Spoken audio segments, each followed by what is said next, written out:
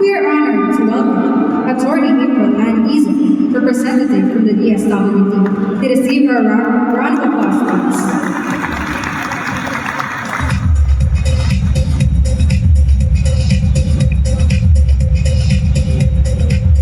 Magandang umaga po sa lahat. Ako po si Attorney April Ann Izzo from DSWD. Ako po ang naatasan ngayong araw ni Secretary Rex Gatchalian upang ipaabot ang kanyang mensahe.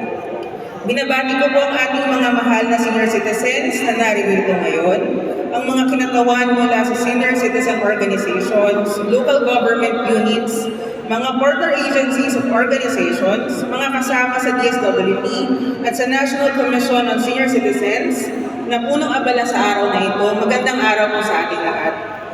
Bagamat nais kayong makasama ni Secretary Rex Gatchalian sa pagdiriwang na ito, siya po ay nasa probinsya ngayon para tignan ang kalagayan ng ating mga kababayan na nasalanta ng Bagyong Popo.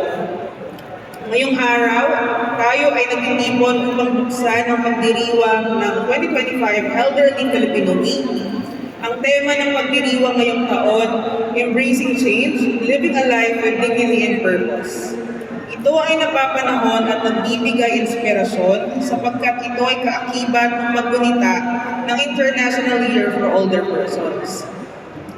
Pinapaalala po sa atin na ang temang ito na ang pagtanda ay hindi dapat ituring na pasanin, kundi isang tuloy-tuloy na paglalakbay na may kontribusyon at layunin.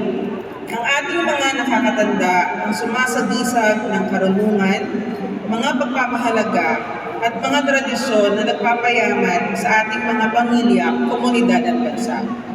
Tunay nga, kayo ang mga haligi ng silbing pundasyon kung saan nakatindig ang kasalukuyang henerasyon.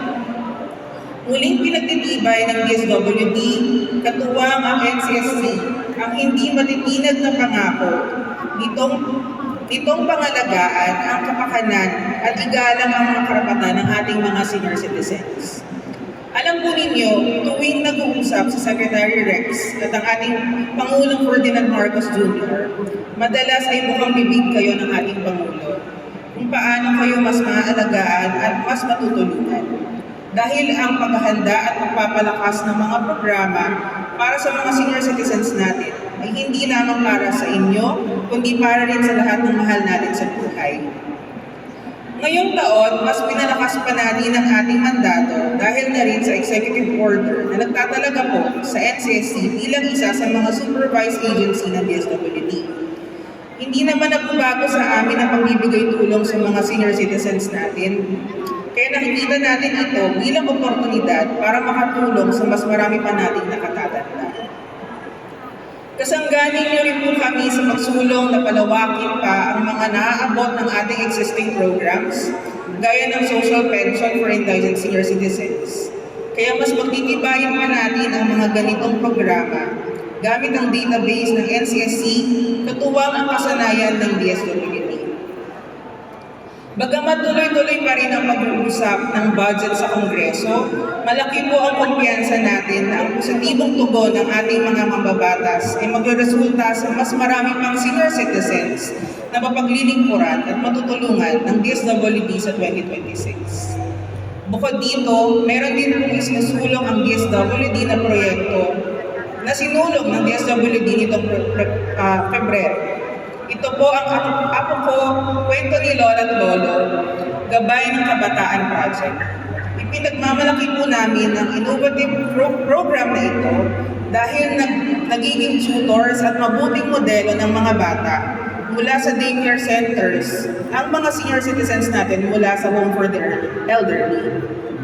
Ang Apo Ko Project ay isang pagpupugay sa kakayahan ng mga lolo at lola natin na maging instrumento sa pagtuturo ng mga bata ng mabuting kaugalian. Para sa ating mga senior citizens po na naririto ngayon at sa lahat ng ating kinatawan sa buong bansa, nais namin ipaabot na kayo ay nasa puso ng aming paglilingkod. Kaagapay ninyo ang DSWD sa inyong paglalakbay ng pagtanda ng may dignidad, layunin at kagalakan. Patuloy namin isusulong ang mga polisiya at inisyatibang titiyak sa inyong aktibong pakikilahok sa pagpapaunlad ng ating bansa. Gayon din ang inyong akses sa kalusugan, proteksyong panlipunan, at makabuluhang pakikilahok sa lipunan. Sa pagtatapos, naway tandaan natin na ang pagbibigay-pugay sa ating mga nakakatanda ay hindi lamang nakapaloob sa linggong ito. Ito ay isang araw-araw na tungkulin ng ating pamilya, ng ating komunidad, at ng ating pamahalaan. Sa ating pagkalinga at magbibigay halaga sa kanila, lalo nating pinatitibay ang haligi ng ating bayan. Muli sa ngalan ni Secretary Rex Gatchalian at ng buong DSWD, kami po ay bumabati sa ating mga senior citizens at taos-pusong pasasalamat at pagbati sa NCSC sa pangunguna ng pagdiriwang na ito.